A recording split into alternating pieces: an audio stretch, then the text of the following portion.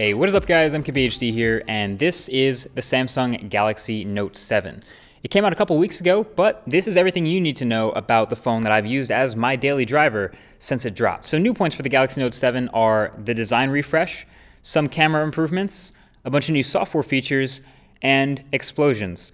Let's cover all of that. So the new design is something of a mix between the Galaxy S7 Edge and the Note 5. So plenty of glass on the front and the back, symmetrical on the sides from front to back, and curved enough on both edges that it has what's called a dual edge display. So the glass just kind of sort of melts over onto the sides of the phone to the metal rails. And it's built extremely well.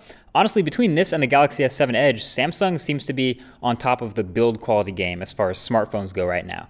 It turns out to not be that slippery thanks to the metal rails on the side where your fingers rest. You can still drop a dbrand skin on the back to show less fingerprints or add a bit more grip on the back. I'll leave a link to them below. But yeah, I'm overall pretty happy with the build and the finish on the Note 7. And the all black is definitely my favorite look. There is a new blue coral color, and it kind of looks pretty neat too. A lot of people like it, but I'm a fan of the all black look on pretty much any smartphone. So the only problem I found with the dual edge display is actually sometimes when I'm holding it, I don't realize that like part of my hand is actually still touching the display. So it seems like it's unresponsive at first, but it's just because I'm holding it wrong. So that's my bad, but it's just in the way you hold it. As far as what's inside the Note 7, it's pretty much using the highest end parts available. So Snapdragon 820, 4 GB of RAM, and up front, still an incredible Quad HD Super AMOLED display. And let me just say, this is still what Samsung is doing best in the business right now. Other phones are getting better technology in their displays, and there are some other great looking smartphone displays right now, but none of them match this, in my opinion. The vividness, in the brightness, in the sharpness and color, it just looks great. It's one of those phones where I would never have to worry about being able to see it, even outdoors, even when it's like sunny, in the car, in a bright area. When brightness goes all the way up on auto brightness in a well-lit area, it really pushes the brightness. So I can always see the screen, even when I'm navigating or something like that. It's awesome. So this is hands down the best display in a smartphone. And another thing that's best in class on the Note 7 is the camera. So it's brought up from the Galaxy S7 and S7 Edge. It's actually the exact same camera from those phones. So the 12 megapixel sensor and f1.7 aperture with optical image stabilization, all of that's come up. And when it first came out, I would say it's absolutely the best camera in any smartphone. Now, iPhone 7's come out since then, and it gets pretty close. It has some other novel features that make it unique, but still, as an all-around camera, this is a huge selling point. I have a ton more photos from this camera since I've gotten it, and it's kind of because it's one of those cameras that encourages me to take a lot of photos. Autofocus and actually opening the camera app and snapping a photo are super quick, so it just feels easy to take lots of photos and take lots of great photos. And this is basically a continuation from how good it was in the Galaxy S7, as you can see. Great colors, great dynamic range for a smartphone camera, and excellent sharpness and detail, not too overdone or overprocessed like Samsung cameras used to be. And just a bigger phone overall actually kind of makes it a bigger handle to take a photo or video with. So who knows, that might even help with stabilization.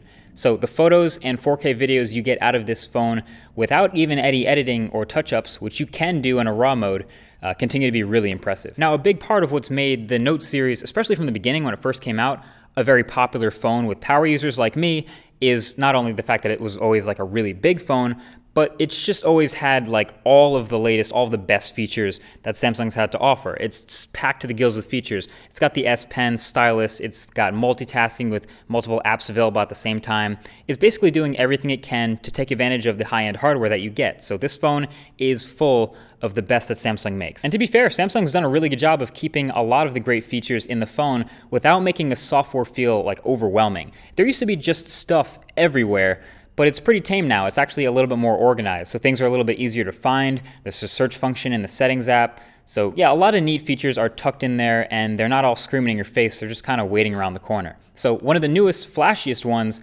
is the iris scanner. It's a new method for unlocking your phone that takes advantage of the new sensor in the top of the phone, along with an infrared light blaster that you can actually see in action when it's scanning. And all it wants you to do is basically hold the phone up to your face for a second while it reads your eyes to identify you and then logs you in. It kind of seems like straight out of the future when it actually works well. As far as I know, it can't be fooled with photos of you or other people's eyes. I didn't think it's quite as secure as other security methods, but despite me wearing contacts, which it says can impede it, it works really well. In fact, it actually seemed to learn my eyes over time. So a week after setting this up, iris scanning was really fast.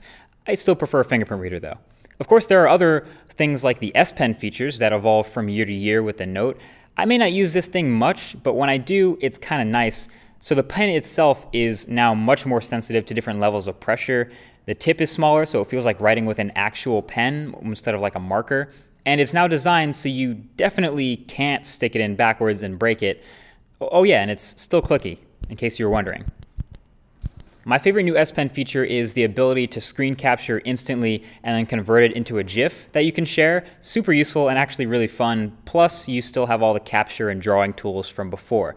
So, even with all these added features, overall performance on the Note 7 is pretty much always on point, as you would expect from high-end specs like this. I say pretty much though because every once in a while, like I would wake it up and try to start using it and it would just lag a lot for no reason for a couple seconds before it would snap out of it. I don't really know why it still does this. Like it's gotten a few software updates to possibly fix it, but it still does this sometimes, so I gotta mention it. But anyway, when it's not doing that, it's handling everyday use like a beast. It's super smooth and snappy. Multiple apps open at the same time, swapping between them, browsing a lot, gaming a lot, all that stuff, no problem. The one thing a lot of heavy use will hit though is definitely your battery life. This actually has a smaller battery than the Galaxy S7 Edge, even though it's a bigger phone because it has that slot in the side for the stylus. So smaller battery and bigger screen on the front. So the battery life on the Note 7 is really just about average. It used to be that phone that everyone took to CES and everyone took to shows and long road trips because it was that phone that had a massive battery and it was removable. Both of those things are no longer the case. I can definitely still get my 3 hours of screen on time with my heavy, high brightness, above average use, but I definitely have to charge it every night. I never really end a day with like 30% left or anything. I'm pretty much always looking for a charger by the end of the day. Anyway, there are a bunch of other little things that make the Note 7 a great phone still for a power user. It has fast charging, which I think is kind of underrated. The best fast charging phones are like lifesavers to me. It has wireless charging still. It has USB Type-C, which I like, and a headphone jack, of course. And there's expandable storage as well via microSD. And the whole phone is also now water resistant. It's IP67 certified. So this is the first year that the Galaxy Note gets this extra durability, and that's really awesome to see. I feel like people don't really appreciate how difficult it is to water seal a phone from the inside without affecting the outside. Like we've seen water resistant phones before, that's not new, but they all look like water resistant phones, whether they have like a flap or something weird that just doesn't look that good. This pretty much has the same exact design as you would expect, so that's a nice bonus. The only part that I would say actually does suffer from the waterproofing is the speaker, that speaker on the bottom. It's pretty weak and it's small and easy to block and it's not super loud. I mean, pretty much all waterproof or water resistant phones have some fault or difficulty with the speaker. That's just a hard thing to do.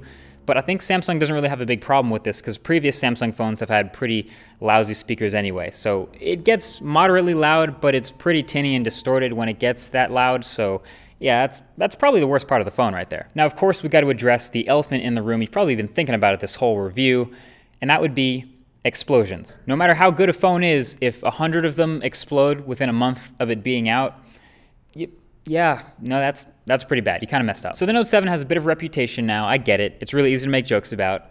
But the main issue was with the battery overheating while charging, especially in like hot environments like a car outside or while using third-party chargers while the batteries would actually swell up to the point where some of them would literally explode. So what Samsung did was offer a full voluntary recall, which was kind of rocky. You probably know about the way carriers work in the United States, but they kind of did what they can.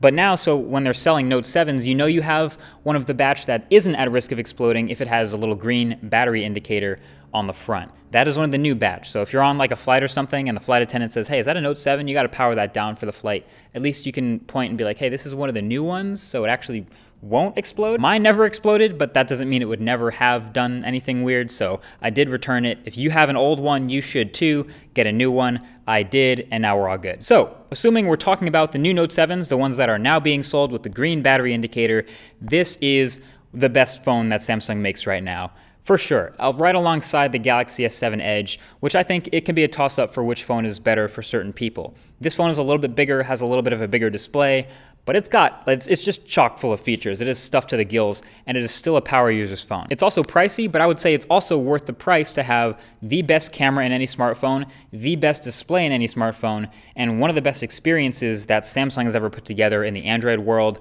Overall, could recommend this phone. Again, get the new one, get the green battery, and you're set. Either way, that's been it. Thank you for watching this Galaxy Note 7 review. Hope you enjoyed. If you have any comments, feel free to leave them below, right below that like button. And of course, thank you for subscribing for those of you who are to see the next videos that are coming up. Again, thanks for watching. Talk to you guys in the next one. Peace.